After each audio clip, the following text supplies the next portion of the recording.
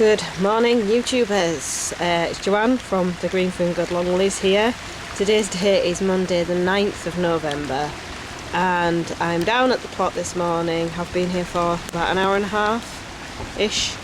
The weather is absolutely dismal today. It was okay when I first came, but it's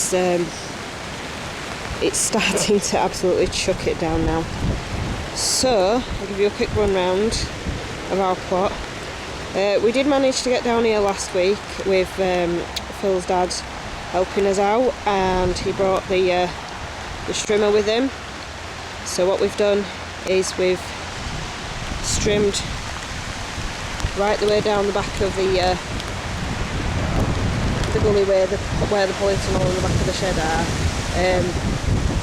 hoping to get some membrane down there, and then we're just going to make it look appealing, have a few potted plants and such, obviously ones that are going to attract bees.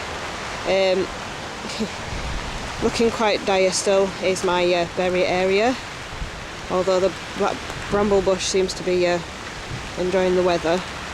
I have today just managed to get some of the grass up that was alongside that log border there. Just take you around again. Cardboard just about still holding up. Little job that I've done today before it started chucking it down. Just taken most of the dead leaves off, the ones that the strawberries, they'd allow them to come off. I just give them a little pull and they came off, so I'm sure there'll be some more to come off before the winter kicks in, so we'll just see what we can do with that as and I have been going round the beddings just to keep an eye on the little bit of shooty grass that keep coming up, just making sure that they're not getting away with themselves, because we don't want big clumps of grass growing. Just to give you a sneaky peek, these are the white onions, which are doing really well. I think there's only a couple on that one they've not fired. All of them have pretty much come up. Just take you down. And these are the red onions. Good.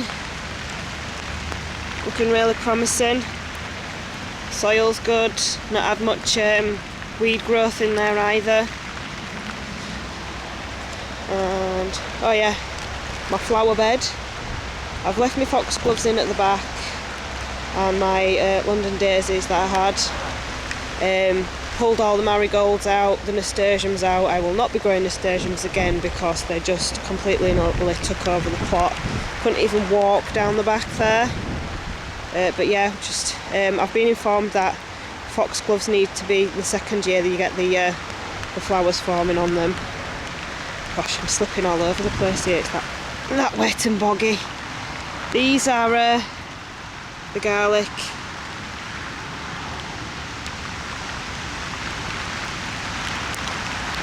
Good amount of growth again. Just little wispy bits of grass in that one. I apologise if there's wet on the camera lens. Oops. Shouldn't have done that, should I? Sorry, excuse me guys. Right, sorry about that guys. Got a bit of water on the lens there because it's raining that much. Sweet corn's dying off now, unfortunately. The blood red kernels didn't really fire as well as they should do. Ooh, where have I gone there? Where have I gone there? But yeah, we're going to give them a bash again next year, see what we can get out of them. I've managed to dig over half the bed that had the butternut squash and the courgettes in. Sorry, just pulled them out. Can't really dig over in this weather because it's too boggy. And